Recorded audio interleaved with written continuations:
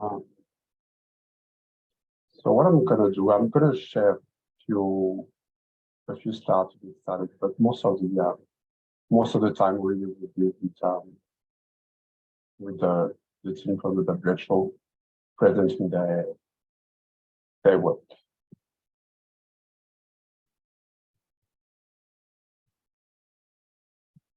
Can you see my screen?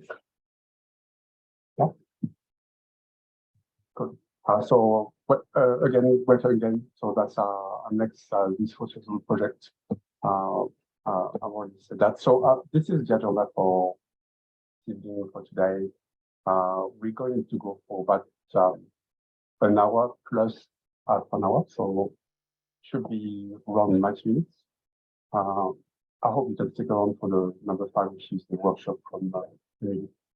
So the first part of the agenda is basically I'm going to show you quickly explain you what we do at this first quick. I suspect many of you are first timers, and definitely you could really put the chat and tell us, is it the first time you're joining one of our maybe yes or no, we will say that's the first time I've joined this first good. I'm also going to show you the process. Is basically showing the project page, introducing the WHO panel, telling Chuck, Dory, Calloway can come, I believe. Then the bulk of the session will be with the WHO team, basically presenting you the challenge and showing you the data set. Good 15 minutes will be about Q&A. Usually we have a lot of questions about the data, about the process, about the outcomes. The last 3 sessions will be with Lindor. I haven't seen Lindor online. It's online, which is online based. But Lindsay is working in the data space in the health sector, and then we combine forces. So she's leading the project LD, followed by a workshop from Emily Town. So the students are in the US. It's early in the morning, so they might have school it up. So I'm not sure if you're online yet, Emily and Lindsay. But Emily would basically share knowledge. She's very passionate. She's well known in the community. So that question you're here, Emily? Hi, Fred. Sorry for cutting in. I think quite a few people can't make out what you're saying. Your voice is a bit garbled. Okay. I wonder if it's is it the audio quality? Okay. So difficult to make out, I think. Okay. So I was saying that I hope you can make Emily's session. So she's going to deliver a workshop and show you some tips and tricks to help you design better database with the accessibility in mind. Obviously, because you event about 90 minutes. So quick introduction about us. So we are a non-profit ourselves. We're a very large group. We've got something like 5,000 volunteers all over the world. We're very passionate people, and we love working with NGOs, non-profits. Our space is in database, so we love basically showcasing the impact from the NGO stuff. The way it works is very simple, and I'm going to show you the website. What you need to do to get started is basically go on our website, thisforsocialgood.com. I mean, someone from our team can post the link in the chat.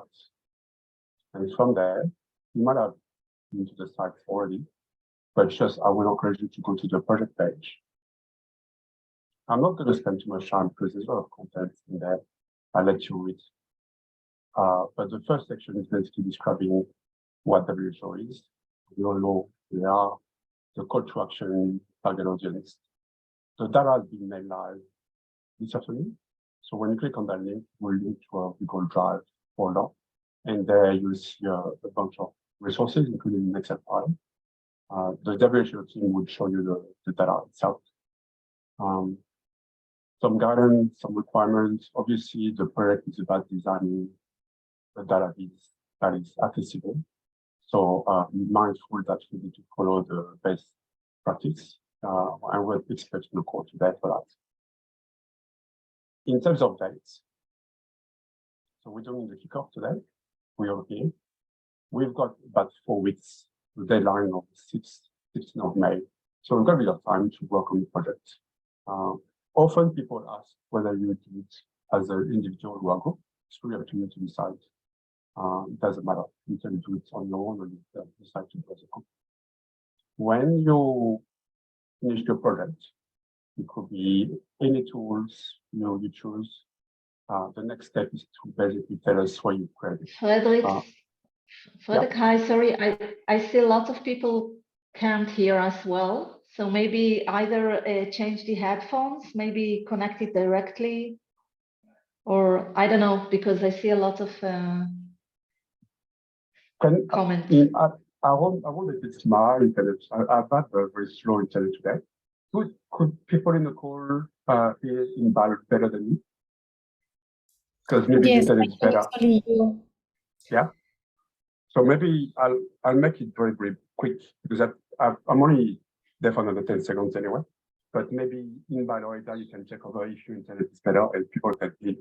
Okay. Sorry about that. So I was saying that when you finish your project, you use that form and you need to basically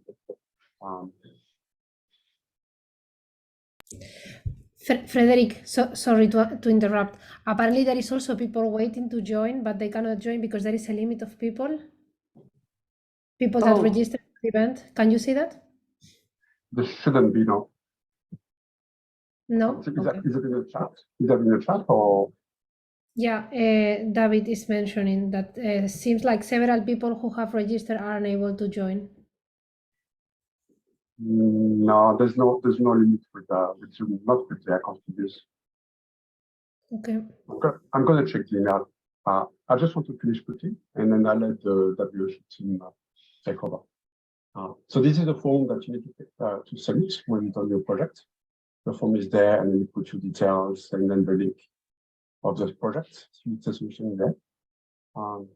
If I'm going back to the slides, and that's it. The next step, since people can't hear my audio, I better just pass it on to the WHO team. So I'd like to welcome Céline, Piotr, Dory, and Calowan that we can make it. But I'll let you take over. I hope your internet is better. Sorry about that. The quality of the internet. Okay. Hello, everyone. Thank you. I hope everyone can hear me well. Just give me a thumbs up if, or a thumbs down if it's not working very well. I just wanted to start with a little video because I think that it kind of encapsulates the essence of our data challenge today. So over to my colleague, Dorothy, if you can kick it off. Great.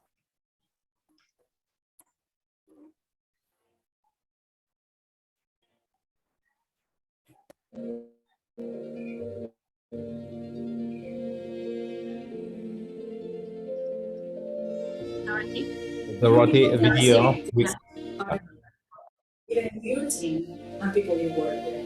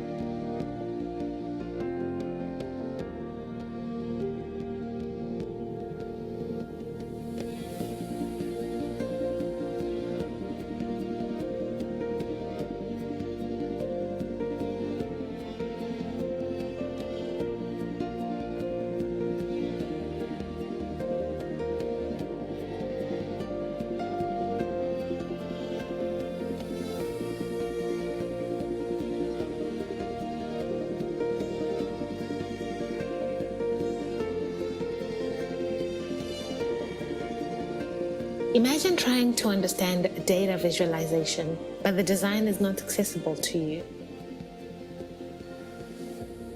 Imagine struggling to understand data on a color-coded map due to color blindness. Imagine the difficulty of interacting with complex data using only a mouse due to limited dexterity. Imagine struggling to understand a cluttered visual due to dyslexia. Now, how about you imagine an accessible digital world which opens doors to everyone to access vital information and powerful data. A world of limitless potentials and opportunities for all. That's the world I want to live in. You? Let's make data accessible to everyone.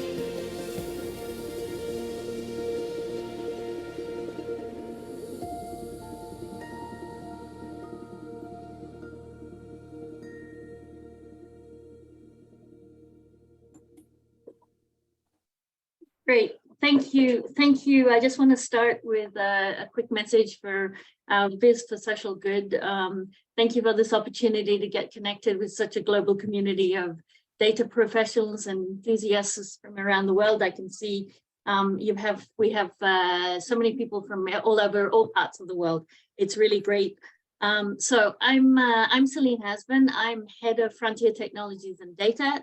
And I also play a dual role in terms of supporting or championing our digital accessibility program at the World Health Organization. I'm only going to take a few minutes to set the scene and tell you a little bit about WHO and some general insights about why this challenge. And then I'm going to hand over to my other WHO colleagues that are here with me today. So maybe if we can start next slide, Dorothy. Dorothy? Oh, sorry. So, Okay. next, okay. Sorry, so my, I think we were introduced initially, maybe if you can go back one slide. So the previous slide, it was just this is a quick introduction to the team that's here today. Unfortunately, Kyle, our colleague, was not able to make it today due to a personal emergency. But we have a colleague that stepped up, and Francesca Moro, who will be joining us instead, and we look forward to that session. So just I'll move on. Next slide. Dorothy. Is it not showing? Yes, perfect. Just a bit about WHO. I think most of you are familiar with the World Health Organization. However, I'm just going to do a quick recap just to set the scene. So WHO is a specialized agency of the United Nations, and it's responsible for promoting public health worldwide. The organization was established in 1948. And its headquarters in Geneva, Switzerland. So if you noticed on the back of on the top of our backgrounds, we all have a 75 because it was just our birthday last week. So, in terms of our mission, it's about health for all and ensuring the attainment of the highest possible level of health and well-being around the world for everyone. The organization's goals are to promote health, keep the world safe, and serve the vulnerable. These goals basically reflect the organization's commitment to improving health and well-being by promoting healthier populations, achieving universal health coverage, and addressing health emergencies.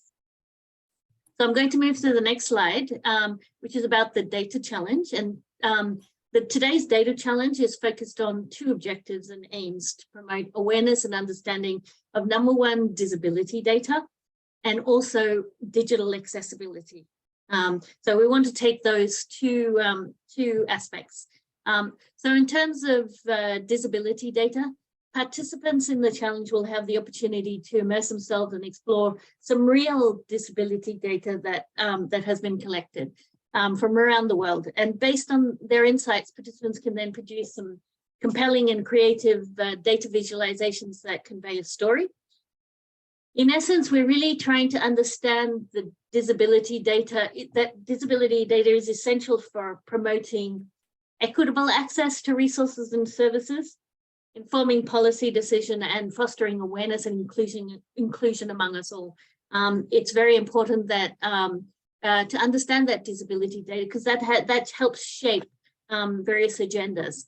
In terms of digital accessibility, we know that we're becoming increasingly reliant on technology for our daily activities.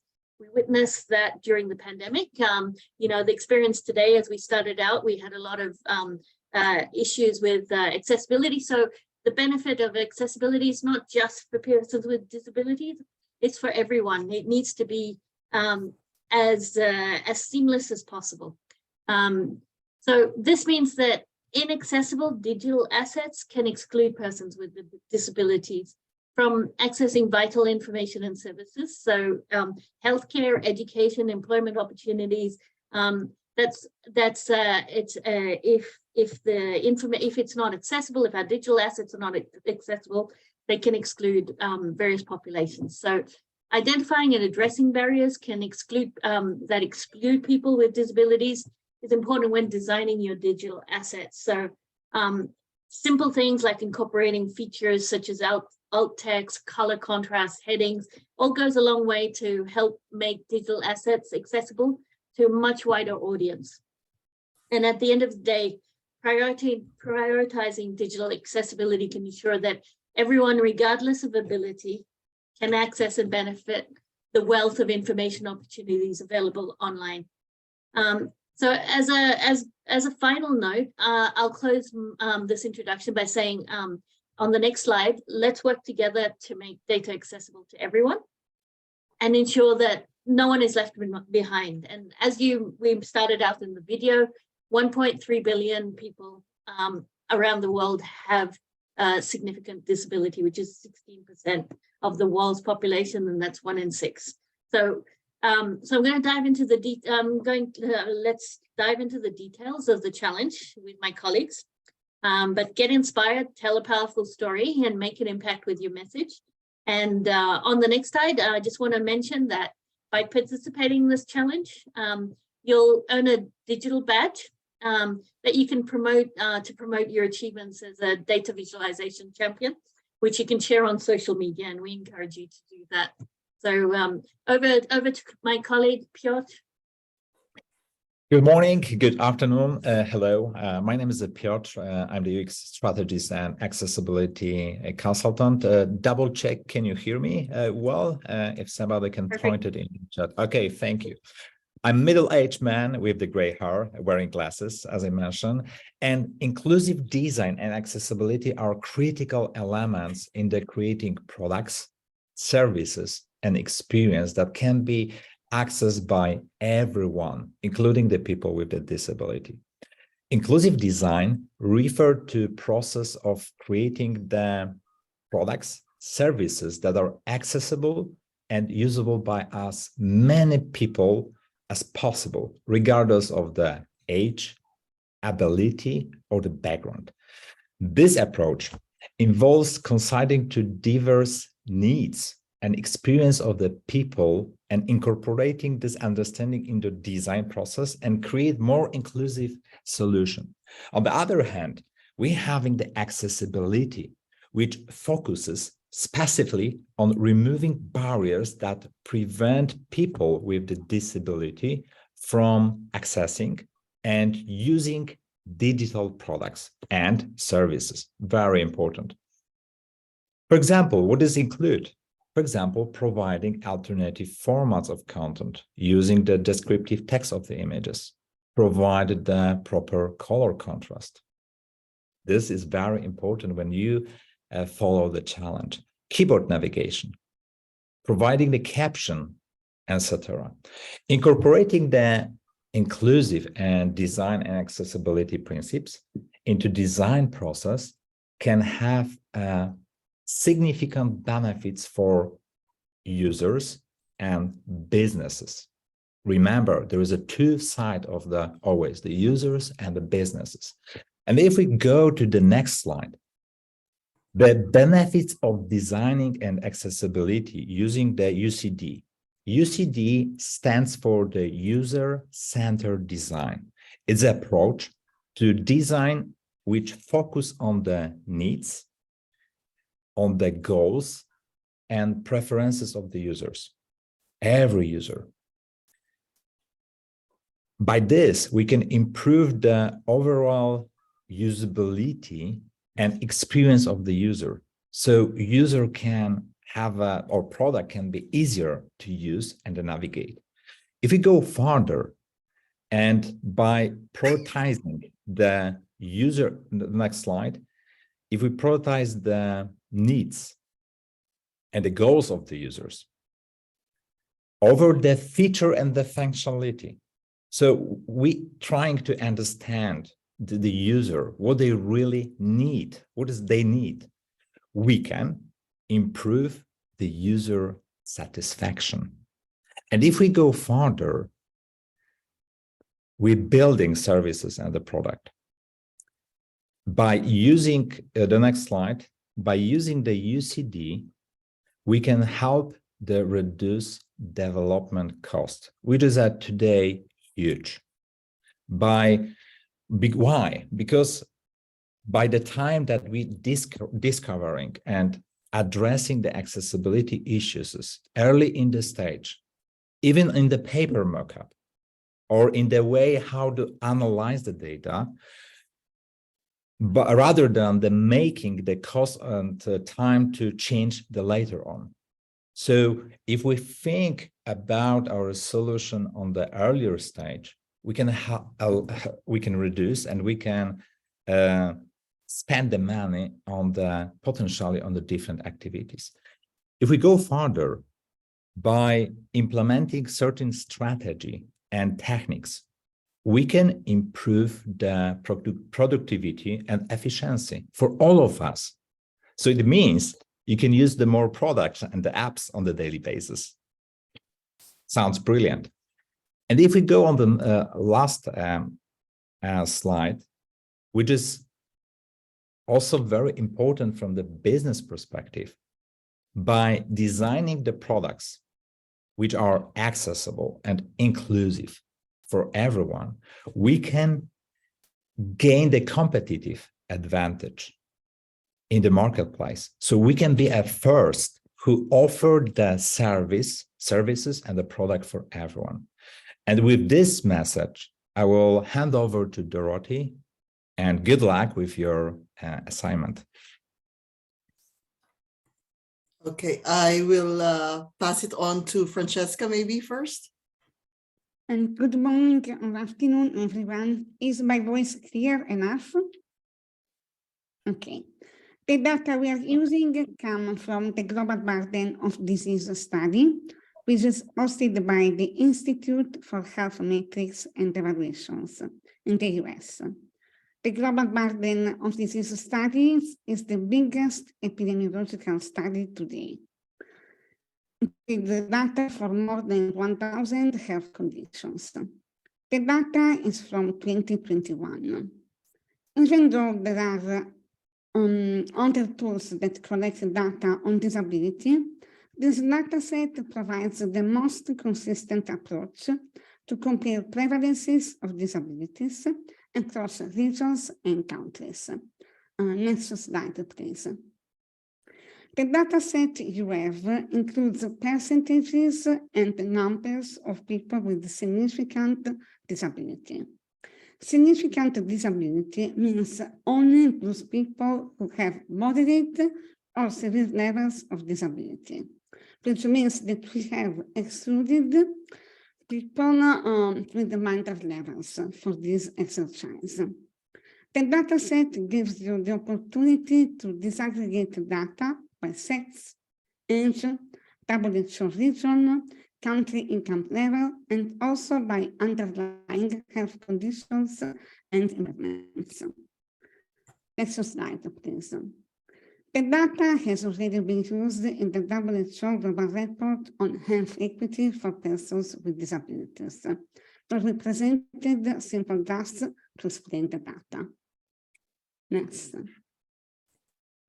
slide, please. The visuals that you can create are really important for a range of different stakeholders. policymakers, academics, civil society organizations, and also persons with disabilities. Through these visuals, people can understand better the magnitude of disability, the distribution, what drives it in terms of underlying conditions, etc. The visualizations can be a powerful advocacy tool as well. And when they are presented in an accessible way, they can reach more people. Next. In terms of the key messages the visual can transmit, it is that persons with disabilities are not a minority. They form a substantial part of our population, and everyone at some point in their life can have a disability. Thanks, and over to Celine. So the crux of the details, the devil is in the details, they say, would be the data source before you make your data visualization. So we will share, or Frederick will share, one XLSX file, Microsoft Excel file, and in it would be 10 sheets, one of which is a data dictionary. It would have in the tab called data dictionary, and then there are 9 sheets after that. In the data dictionary, you will find a description of the columns and fields of the 3 data tables in 6 languages. That would be English, French, Spanish, Russian, Chinese, and Arabic. These are the official WHO languages. The data itself is only in English, but the data dictionary is translated into these languages. So what about the other 6 sheets? The other 6 sheets are for the data categories. It describes what age categories are used in the data, causes of the disability, the level of detail of the costs that's been noted in the data, the location of that record, is it in which WHO region, is the figure a number or a percentage, and the sex of that of the number of the value. And there are 3 data sheets, one describing or listing the data by age, and then by income, and then by WHO region. So I hope that is clear enough, and we are really enthusiastic and looking forward to your submissions. And we've been preparing for this and really looking forward to increasing awareness inside the organization globally, given WHO's role in health. We really hope that this will move forward the cause for digital accessibility. Thank you.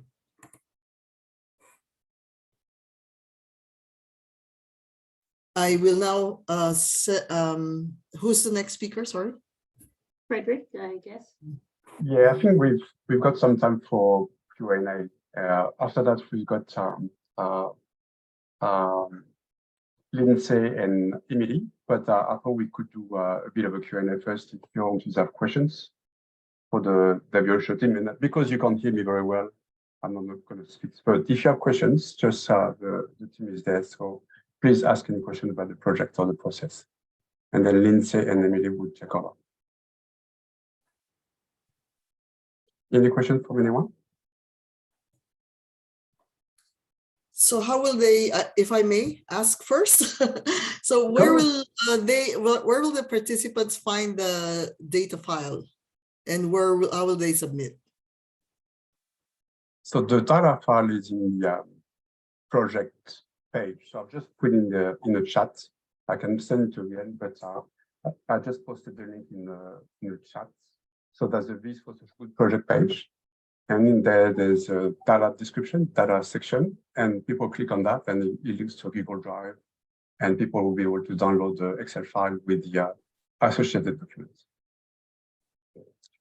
So the link is there again. I'm just pasting it. I see a question. I see a question. I'll read it out. The question is, what platform should we use to build the report, the dashboard? Or the answer is we're agnostic. We have indicated on the page that you can use any tool that you prefer. We have indicated the preferences that we would like, but it's up to you if you have a preference. You can use open source, whether it's Kendo UI, Svelte, that's fine. If you use a commercial product, Microsoft Power BI, ArcGIS, Tableau, any of them is fine. And then I have another question, which says, can we get the presentation slide used during the session? Absolutely, we'll put it in the same folder so that you can get that hold of that. There's also a question, I believe this could be for Francesca. Is it normal that that there's a tab for the age regions and they have the mean, lower, and upper percentage equal to 0? You repeated the question, sorry, Dorothy. Okay, I'll just read that. I'm looking at the data and I see that the tab age and regions have mean, lower, and upper percentage equal to 0. Is it normal? Let me check to the data. There is an answer the question in the chat. Thank you. I will get back to you on this.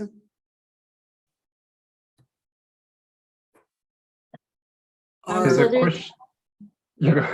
You can say. Go ahead. Okay, so there's another question. Are all the tools preferences you mentioned accessible by design? So that's a good question. A lot of the commercial products are moving towards becoming accessible, and you will notice that they have an accessibility statement that they publish, because in fact the interesting thing about accessibility is that it's being enacted into law around various countries around the world. There is a timeline, of course, so it's not immediate, but this is happening, and so most big vendors are moving in that direction. Some of the open source are making a campaign, and I think even as part of there is something called Global Accessibility Awareness Day, where people are where there is a pledge to encourage open source products to move in that direction, and so it's definitely something that is available. I don't know if Piotr, maybe you want to come in on that. Yeah, so definitely if you want to double check if the product is accessible, you can look for the volunteer product accessibility template. Usually, for example, the Microsoft and other brands really looking to building the accessibility by design. So yes, it's really growing, as Celine mentioned. It's still, there is room for improvement, as you can see. But definitely looking for the VPAT, Volunteer Product Accessibility Template. So those brands who publish this, for sure, they plan or they already build more or less accessible product. So there's another question here. Is there an individual participation or a team, or can a team participate? For us, I don't know, Frederick, if you have any restrictions. We don't have any problem if it's a team or a person. It's fine if you decide to team up. I think. Yeah, there is. Yeah, sorry, Piotr. Yeah, so yeah, but Frederick, do you want to add something? Individual participation of the team?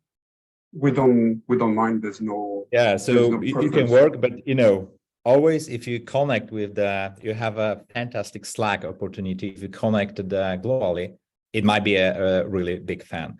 And there is a next message. Is there email we can write with the follow-up question with the analyzing? So there is a Slack. So I'm already here on the Slack. So if you have any question, every morning and every evening, I will be checking. So we don't promise that we come back to you with the 1 hour, but the 24 hours with the working days, it should be reasonable. So should any question there, and we try to answer them as quick we can. And already the Frederick posted the link to the Slack, so please to go there. And you can find us. It's not only me, but also the team members of the WHO. Okay, I have another very good question, which I think is for Piotr. can you link us perhaps to online tools or guides that can test the participants' data visualization accessibility? Excellent question. Yeah. And yes, yes.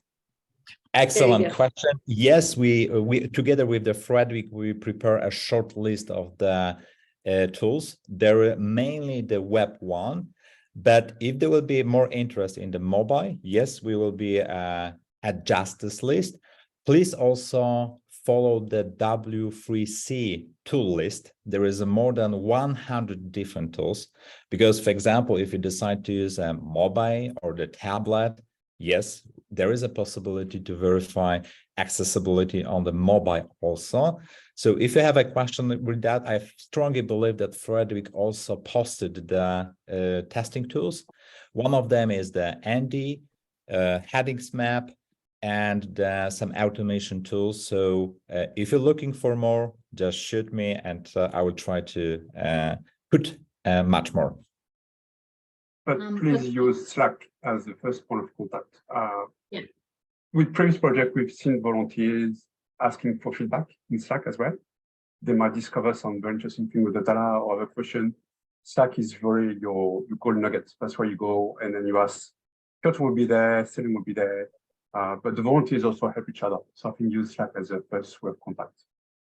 We also want to try to do Feedback Friday. That's something that Emily suggested. So if you feel like posting questions or joining online on some Fridays, I know we got different time zones, but there's also a good way maybe to ask questions and get feedback from your work. So keep that in mind, Feedback Friday. They're obviously on Fridays, depending on Yeah, and also remember that you can be inspired by each of you. Maybe some of you already know the fantastic tool, so just inspire and post. If you know, I know perfect tool for the verify accessibility in the Power BI, just share it with all of us. So we're also very keen to learn from you. So remember about it, and maybe we can go to the next question. Can I just make a please?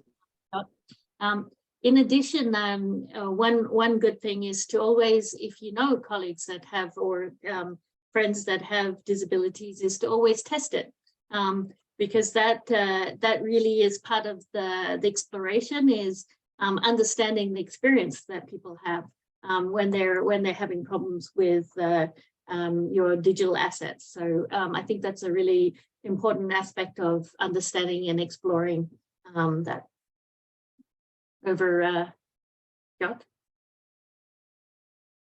Thank you for that. Yeah, definitely. So for sure, ask your parents, ask your colleagues, maybe go to the disability center to show them, hey guys, I'm having something. Could you spend some time with us? Okay, so thank you for that. I'm also seeing that David posted the link to the tools. Thank you, David, for that. That is really great. What are the most important aspects you're looking for in the final dashboard? Celine, do you want to take it? In the final dashboards. Yes. So yeah, okay. I'll highlight that at high level. But one was we want to make sure that you are the visualization is accessible. That's very important. The other one is the impact or the story that you're telling with the data that we've provided. So you can look at there is on the cover about the challenge. There's a bit of information. There's a link there to our report, that global report that was published by WHO, and it provides a lot of background on the health inequities and challenges that people face. So you can use it, and this is the data that was used to build that report. So I mean, it has a lot of key messages in there, and so I think that would be a big hint to look at and learn a little bit about what are the key messages there. And I think yeah, I think that was pretty much it. Dorothy, anything to add on that? So I reposted the page of from This for Good, for social good, and because it's quite comprehensive in describing the guidance and the criteria that we are going to look at. Yeah. Great. Thank you. I see a message that says, also remember, guys, we're looking for the story and maybe some creativity that you will show for us. So perhaps you can also think about the out of box, not necessarily, oh, I will just create something. Think out of the box. Remember that you're building something for everyone and surprise us. That might be something that we'll be more keen to looking for your submission. Another question, perhaps for Vish for Social Good. Where can I see the meeting? Where's the meeting recording stored? I'll communicate on Slack. Okay. And I'll send a follow-up email after. So Slack or email, but Slack is, as I said, the very first spot you should go. Is there an available rubric we can refer to? I'm not sure, is that what the question is there? Perhaps Jomar, you can expand on that.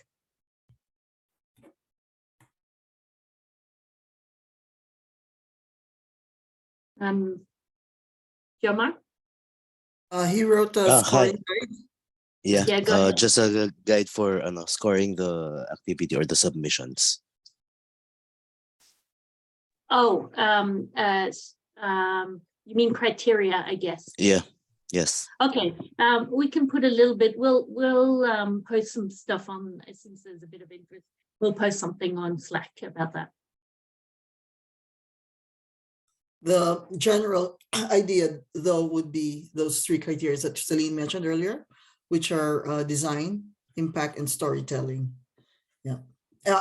Sorry, accessibility. That's the main. That's the main thing. Yes. Yeah. There's another good question here. Can we use other public data sets? Maybe that's a question for Francesca. I think, I don't know, Francesca, do you have any feedback? We have no other data set available to use for the public, but if you know an available data set and you want to use it, of course, and you can also share with the other participants, just email us. Yeah, but I would caveat that in terms of highlighting the source where it came from, if it's something else. But I think our preference is we have some good data there. So, and it does give a strong message. But yes, it's possible to use others. It is the one that we shared is the official WHO data reported by the member states. Is that right, Francesca? Yes. The global disease data that are available to everyone. But of course, if you have other public data sets, that you want to use, you can do that. Yeah. Mm-hmm. Okay. Lots of amazing questions.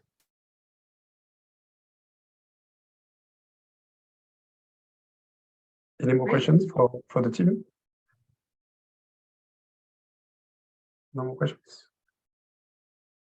If it's the case, I might just pass on to Lindsay. You're here, Lindsay, are you? I think I saw a couple of comments. Hi. Hi, how are you? Good, how are you?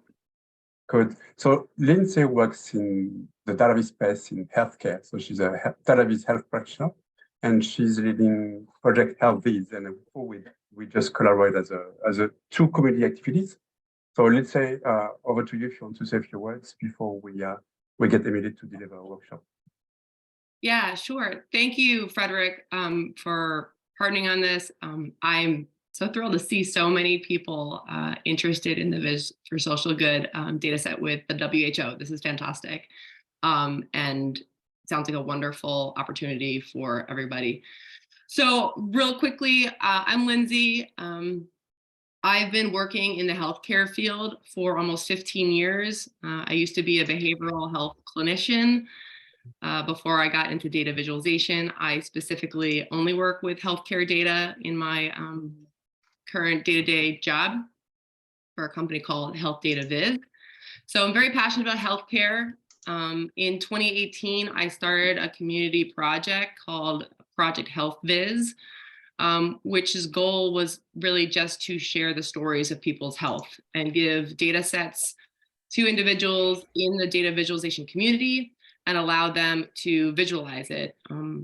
A goal of mine was to increase the number of health-related visualizations that I saw regularly in community spaces such as Tableau Public or on the web, because I believe that the more visualizations that are out there, more people become aware of health issues, and there's a great opportunity to reduce stigma and increase accessibility to this information.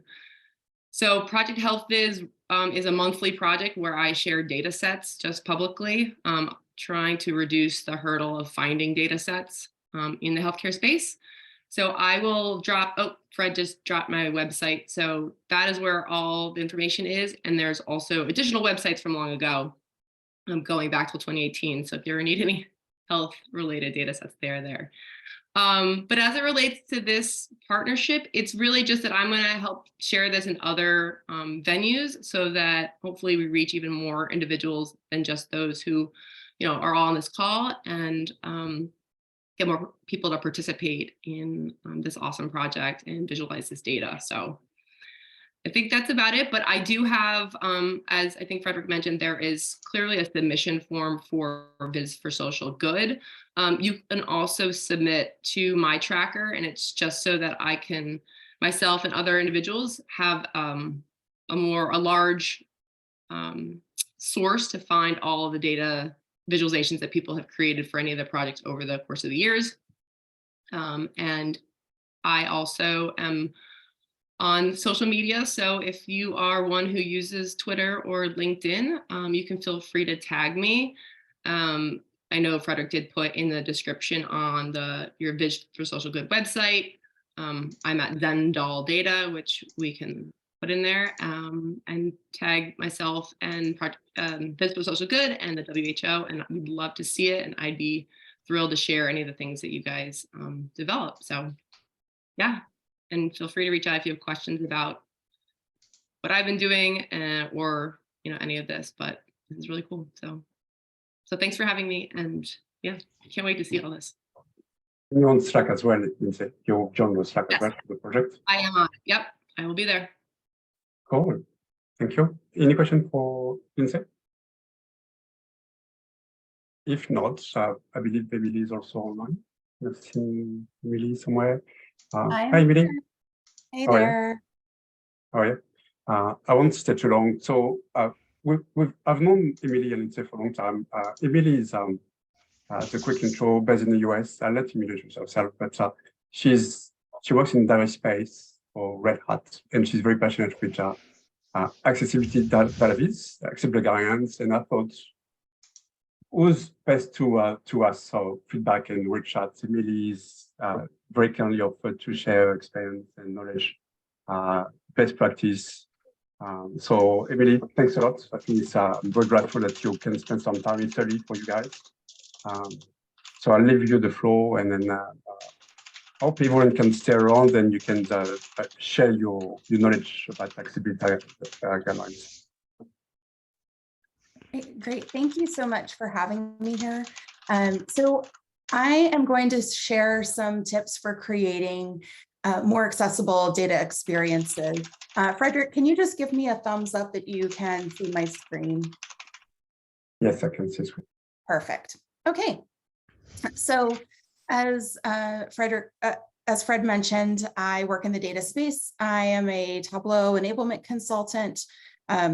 I think of myself as more of a visual analytics consultant, because whether it's Tableau, which is the tool I primarily use, or Google Sheets or custom built applications that have data visualizations in them, I want people to create really good data experiences.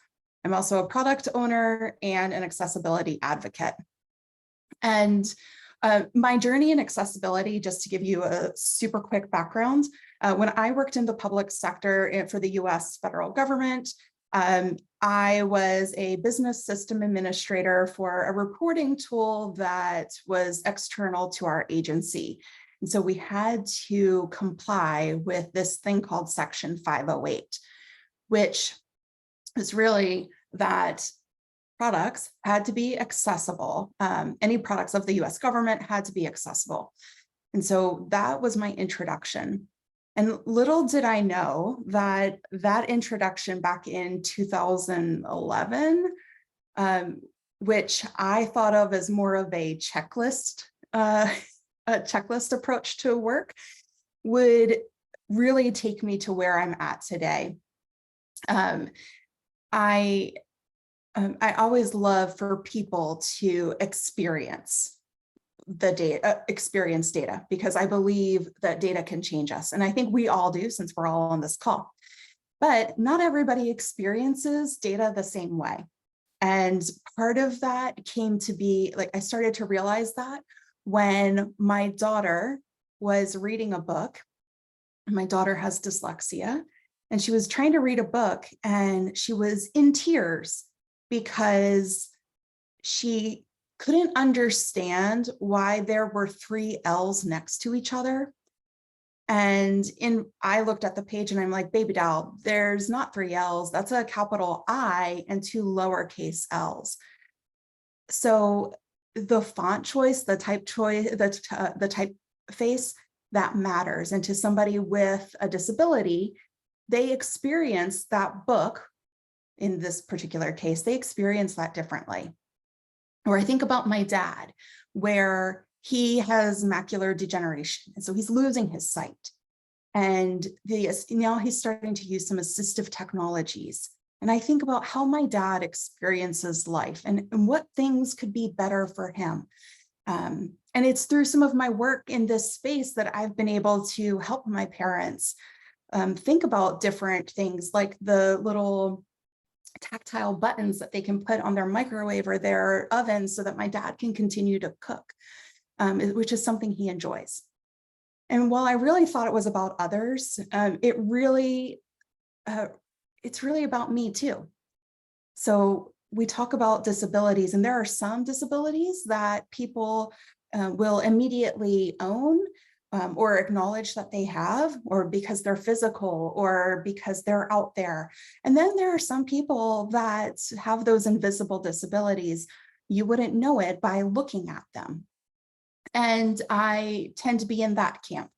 In 2021, I was diagnosed with fibromyalgia, and it came along with some depression. And so how I experience charts, graphs, everyday work, even making sure I was here on this call today, all of those things, like how my life is now, impacts how I show up and how I consume information. And so it started to be a checklist to, it was about others to, it's about every one of us. And so that's how I got to where I am today and why I'm on the other side of the screen. And by the way, I forgot to say Emily Kund, and some people may describe me as a middle-aged white woman with dark curly hair. Today I'm wearing red lipstick, and I have computer glasses on. All right, so let's dig into this deck. I'm going to skip this. Well, no, actually I won't, because I think it's really important. I'm going to cover some of this background quickly because I think some of it's already been covered.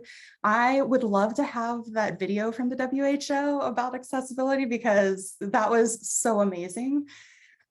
So for me, I took this definition, and I think I picked it up from Microsoft, and I just made it simple. What is accessibility? It's making the experience available to as many people as possible. And I think that this is a good question to ask yourself when developing charts or dashboards or infographics, kind of insert the data experience. Just as a side note, I try to use data experience. I'm trying to get that as just a regular part of my vocabulary. When I say data experience, I'm talking about data visualizations, dashboards, charts, graphs. But because I understand visualization has this connotation of being visual, of sight. And accessibility is so much more than that. And I'm trying to use experiences because I think it's a bit more inclusive. But I haven't fully adopted it into my vocabulary yet. So if you hear me switch back and forth, that's why. I kind of covered this, but your why. You all are here, which is amazing. I love that there are so many people who want to join in on this challenge. You know, I talked a little bit about, imagine somebody you love can't read the words. They can't make out the colors. They're so frustrated. And you would do anything you could to help the person you care about. And so if you need to tap into that, this is my permission, this is my invitation to you to tap into that why. You know, for my daughter, for my dad, for my loved one, whatever it needs to be, for that promotion, whatever your why is, tap into that. And so, you know, when I first started in the accessibility space, a lot of people just said, hey, it's visual. This is a visual medium. There's not much we can do. But who needs it? It's actually more people than what we think. So there's the type, and there's like a time element to this. The type, there's sight, sound, dexterity, comprehension. So yes, it includes sight, but it's so much more. And then when you layer on time elements of situational, so let's just say dexterity, for example, situational, I actually have arthritis that was another little fun thing that popped up for me. I have arthritis in my fingers and I get trigger finger. So that's something that just depending sometimes on what I eat, that situation, like it really impacts my ability to use my hands. Or temporary, where maybe I'm trying to, like I'm on mobile versus being on my laptop, or I've broken my finger, but it's not permanent and it'll heal and go back to normal. Or permanent is maybe I don't have a finger, maybe I don't have a hand. And so when you start layering on these different types and these different time elements, you start to see this number grow. And I think that's why this acknowledgement of it's more than just sight, it's more people than what we think about originally. That's why this matters. So what's required? I just called this pour it on. POUR is the acronym from WCAG, the Web Content Accessibility Guidelines. And I'm just high level going over this, but perceivable, a user must be able to easily identify content with their senses, sight, sound in some cases, or touch. Operable, you must be able to use different means of engaging with the content. So not only the mouse, but keyboard navigation, screen readers. And that's an example of being operable. Can you operate and navigate, control the data experience? Understandable. Any information or data that's presented, is it clear? Does it reduce cognitive load? And there's like a whole thing on cognitive load, and I'll cover that a little bit.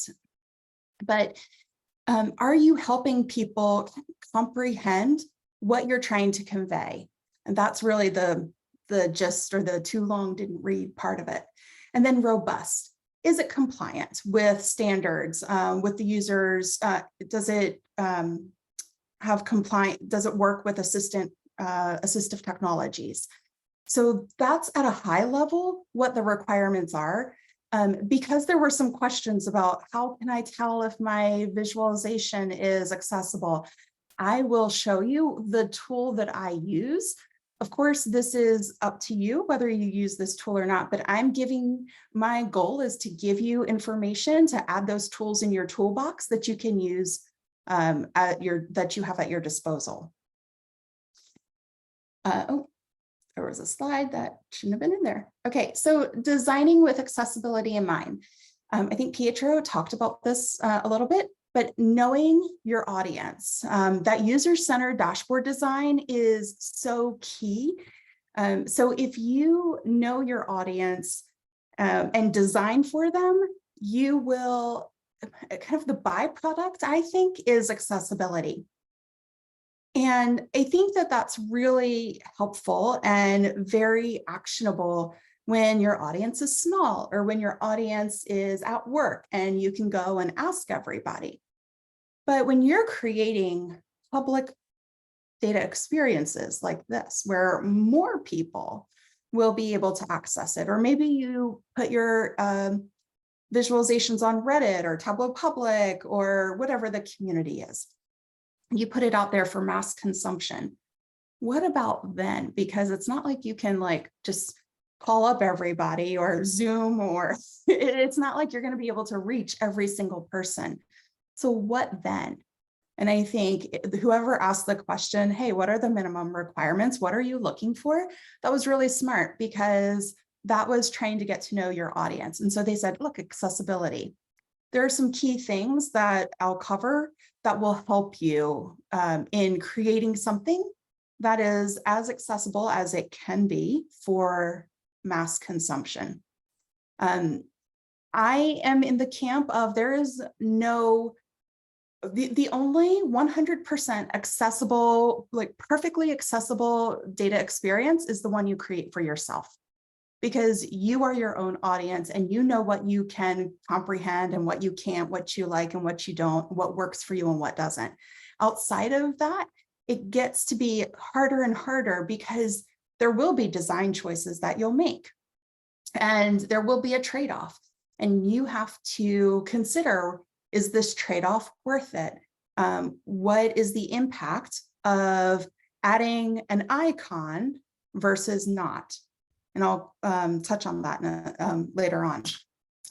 Recognizing exclusions, those those challenges that people have, those accessibility needs, solving for one and extending to many. This is just general advice.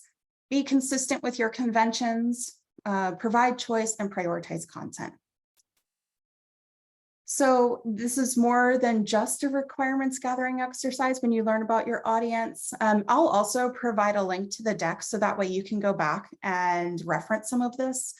But I think there was also a comment earlier about, hey, get feedback. If you know somebody who has a disability, whether a parent or invisible, get their feedback.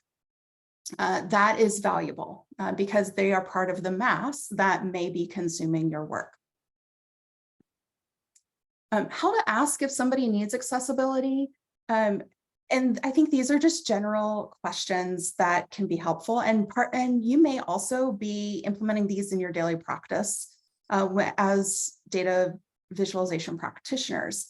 But I had this come up during a accessibility hackathon we ran at work, and I thought it was a great question of like, how do you ask without being in somebody's business? Like, you know, you don't want to violate anything.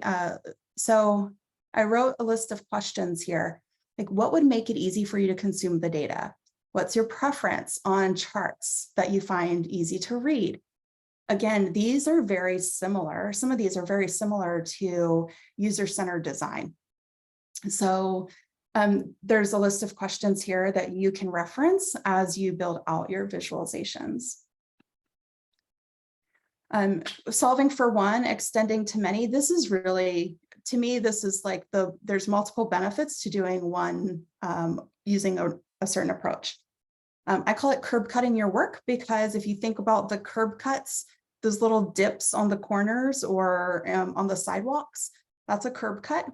And they were put there for wheelchairs or folks that needed that, but now parents with strollers or kids on scooters, bikes, other people use them. So you've solved for the person who has that accessibility need, but then other people are benefiting from it as well. So an example here is visually impaired individuals. So solving for one, you could have a big number, a band that's color contrasted. the way that that extends to many is somebody who needs their attention called to that number. Maybe they're highly distracted or stressed out about something and they just need to like focus in on what matters most. That ban is a great way to do that. So that's how you can solve for one, extend to many. Be consistent with your conventions.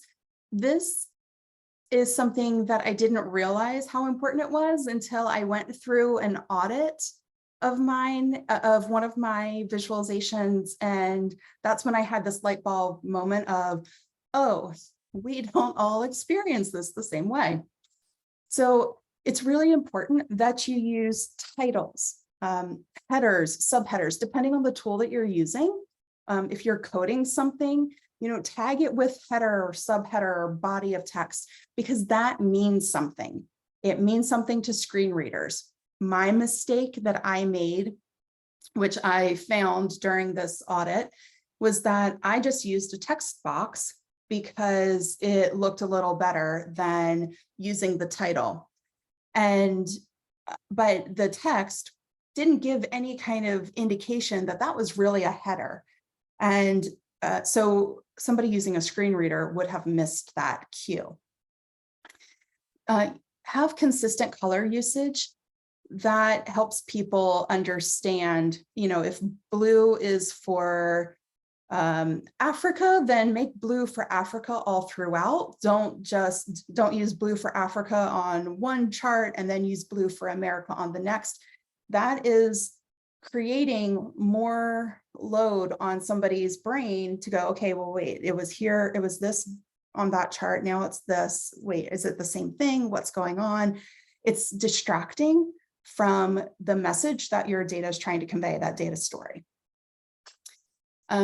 Apply conventions. So typically small means less. So less size, less color. Again, don't make people's brains work harder than they need to, especially in this age where we're so used to like having that quick hit of information right in our phones or on our laptops. Don't make them work harder than necessary. And then consistently apply your layout. This is something just from like a general, like doing multiple dashboards. Consistently apply a layout so that people know what to expect to help them focus. Excuse me. And then provide choice. This is where we get, and hopefully you'll see the tie here between the POUR principles and some of these recommendations or tips for designing for accessibility. So give them a choice, let them use a mouse or let them use keyboard navigation. I have a list of resources in this deck that I show how to test for keyboard navigation. I didn't know how to do it until somebody showed me. So I wanted to put it out there so that others could learn too. And then having alternate ways of presenting data. So make the data available. I remember going to a talk back in 2015 and it was called Data Sushi. And it was like, the nice piece of sushi that we see on the plate. That's your dashboard, your visualization, your infographic. But within that, the rice, the crab meat or whatever you have, that's the data. And so make that available. Take the seaweed wrapper off and make it available to folks. And that could be through a Google Sheet. It could be through some of the COTS, the commercial off-the-shelf tools, have access to underlying data. Make sure you don't disable that. Test it out to make sure that people can access it. Prioritize content, that's another one. Focus on what's most important. Think about FRZ when designing dashboards, if that's the route you take. Thinking about how people read. They read left to right, top to bottom. I talked about using bands to draw attention to key metrics, if that's something that you want to focus on. And, I had the comment to me one time, hey, this just sounds like good practice. And they're right, it is. Data viz best practices can help with accessibility. It's just sometimes we stray away from it. So I'm just going to give a couple of examples. So I use Tableau for folks who have used Tableau. this is very familiar. If you don't use Tableau, perfectly fine. I want you to find the story in what I'm showing. So maybe this isn't, if you're not a Tableau user, but you're Power BI, or you're using Patternfly or whatever, think about what you would normally see. So this is our Superstore executive dashboard.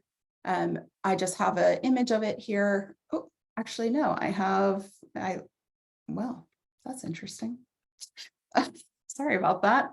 But I wanted to look at this dashboard from an accessibility perspective. And I used Chartability to help me do that. And so let me minimize this presentation right quick.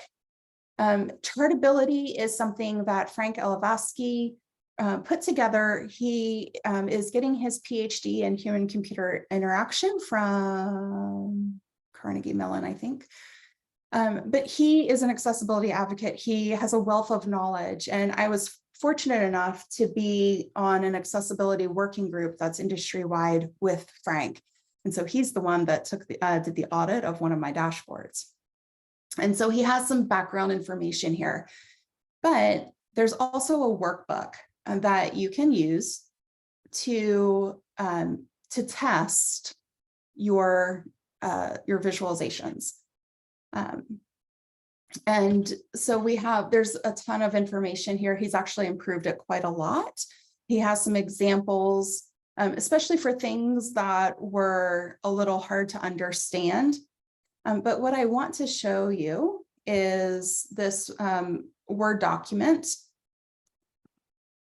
And let me just see that that'll come up. Oh, you know what? That comes, there we go. I need music while I'm moving some things around. Okay. So here's the Chartability workbook. And again, the link for Chartability I put in the chat, but it's also in my slide deck. And for some reason, that is not moving. All right, I will come back to that, or I'll try to come back to that. But in the interest of time, I want to keep going. But Chartability gives you the heuristics that you can test, and it will help you identify whether it passes or whether it doesn't pass, and that way you can really hone in on the things that you might need to fix. But here's the summary of my findings for this dashboard that that ships with the tool, with Tableau. The text was too small in various areas of the dashboard. It needs to be 12 pixels or 12 points. That's based on general community guidelines, I believe. Also in Chartability, Frank gives you where the heuristic comes from. So is it part of research? Is it part of community guidelines, or is it from WCAG? And the reason why he wanted to put that together was because there just wasn't a set of standards or a set of guidelines for people to follow for data visualizations. Color was the only encoding for the map, so screen readers can't read color. So even things that, I've had to unlearn, like using color in the legend for words, like for subtitles, like blue means good and orange means loss or whatever. A screen reader can't read that. So while it saves some space, that's a design choice that you have to make. Viz in tooltips, if your program allows that. So hovering over and then getting another visualization, that was inaccessible to screen readers and keyboard navigation. So the keyboard can't actually jump in and read that pop-up, that viz. So that's something that if you're developing in Tableau, I'm not as familiar with Power BI, you will want to make that choice of, is it going to add more? Is it necessary information that people need And if that's the case, then maybe you look for another option. Instructions aren't provided on how to interact with the dashboard. That's really important. Tell people how to engage with it. And in this particular case, slider filters weren't available for use with keyboard navigation. That may be tool specific. So I think really the big thing here is test it out, make sure it works, regardless of which tool you use. And so this was an example of a more accessible visualization, still Superstore, but really took it down to sales. We've got a colored legend, KPIs, and there's also a status at the bottom. So we're telling people what we're showing them, and that's helpful as well. If that's a very work-related type of dashboard, this is a non-business dashboard. So I had the opportunity to work with the team at Tableau and Team USA for the Winter Paralympics, and their requirement was accessibility. And I wanted to include this here because I wanted you to see an example, and I wanted to point out a few things. First of all, it's high contrast. To me, I think contrast is queen or king, whichever you prefer. High contrast wins the day. The bar charts are labeled, so it's easy to understand. Decorative versus informative icons. We're using icons here to get a little more creative than just having bar charts. But the thing with these icons, though, is that we're not relying on them to convey information or to solely engage with the dashboard. So you can see that we have the bars labeled, and then the associated icon is below. And we're also giving instructions. Click icons to learn more about sports teams. We asked Team USA, was this okay? And they said yes. And in general, this dashboard is easy to understand. I can really understand what we're talking about when it comes to getting to know the Team USA Winter Paralympians. It's not a heavy, it's not making my cognitive or my short-term working memory work hard. So this is a non-business example that I wanted to share with you. So then we have what I like to think of is like, what's the workflow as you're developing these out? What should you be doing? This is what I think. Some of these steps, even though there's 9 and it looks like a lot, some of these can go quickly, or they're just part of your process. So you probably only need to add a couple in. But I think the first thing is know the WCAG guidelines. Again, I go back to Chartability just because it's easier for me to understand than looking at WCAG, but I know that Frank has tested that out. So I feel good about leaning on Chartability versus going to the site. Knowing your audience, we've talked about that. Develop the dashboard, viz, infographic, check for accessibility, then get user feedback, then iterate on it, check for accessibility again, show your users, and publish. So I've got some practical tips I'm going to run through real quick. Again, you will have this deck so that you can just use it as like a quick way to test it out or refresh your memory. Ensure colors are distinguishable and have high contrast. Use a contrast checker. Check colors against each other and against the background. Select a readable font. I personally like Verdana, but the WHO may have a font that they want you to use. You might just want to check the materials about that. Use fonts, but here's like the thing with fonts. Use fonts that have good spacing and that don't have mirroring or imposter letters. Use a 12-pixel font, which I think roughly equates to a 10-point font for the body of text, axes, etc. Use blank space or that white space between data elements. Have like a 1-pixel cushion. That helps distinguish between the two. So if you're using stacked bar charts, area charts, that's helpful. Use double encoding, such as arrows and color. again, help people that may not be able to see the color. And so it gives them another indication. And just a reminder, color is not readable by screen readers. Dexterity, make it accessible with a keyboard. And I always throw this in here and switch if needed. This is where knowing your audience comes into play. I think for this project, if you make it accessible with a keyboard navigation, test it out. If you've got a Mac, VoiceOver is super helpful.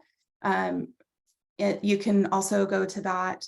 Reduce the amount of clicks needed to get to the insights. That's helpful because that's the less I have to use my hands to really get the message, get the story across.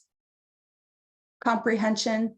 If it works for the data, use a highlight color instead of a full color palette. Focus on the most important metrics, create space, don't have a dense dashboard, let that data breathe. Focus on one story, one question. Don't try to tell multiple stories or answer multiple questions in one dashboard or infographic unless there's a flow to it.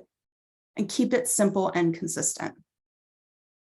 I've got some common issues and ways to solve them.